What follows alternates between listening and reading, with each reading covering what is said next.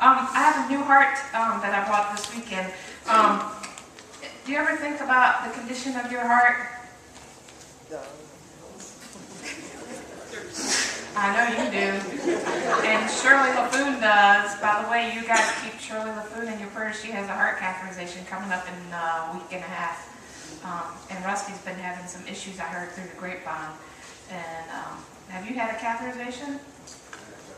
You had a jump start, so you're back on rhythm now. Feeling better? Thanks be to God. So we all have to think about the condition of our hearts. Not just the physical heart, but the spiritual heart. Because where do we think of inside of us as the dwelling place of God? The heart. The heart is where when we think about where Jesus resides in us, what do you think of? Your heart. Your heart. And why do we think of that? Because without the heart, without your physical heart, does your body have any life if your heart's not working? No. Or if it's beating off rhythm, it's really hard to live that way. Yeah. And so if you think about our spiritual lives, without Jesus in our hearts, does our spiritual life have any life at all? No. And so we have to think about the condition of our heart, and we have to think about how well our hearts obey God. Here's an example. I'm going to tell this heart, because this is my heart, and I have pretty good control over my heart. Heart, I want you to come down the string and stop in the middle. I said the middle. Let's try again. Sorry, new trick. Finally, one didn't work. Huh?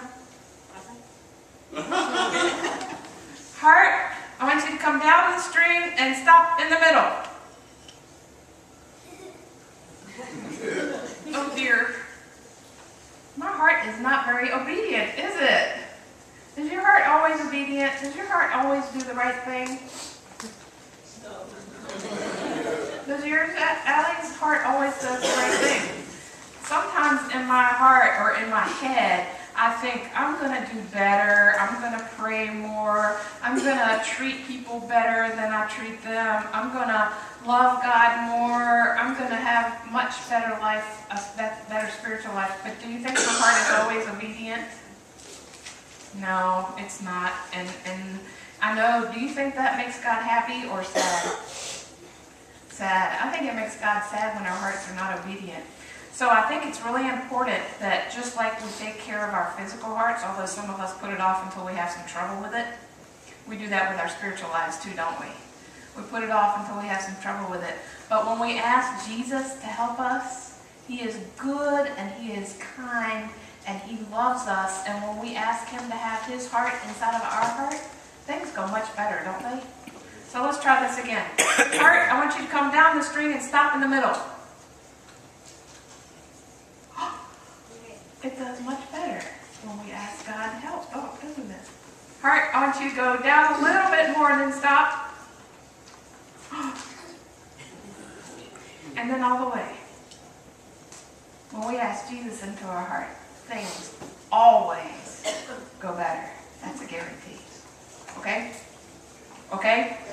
All right, let's say our prayers.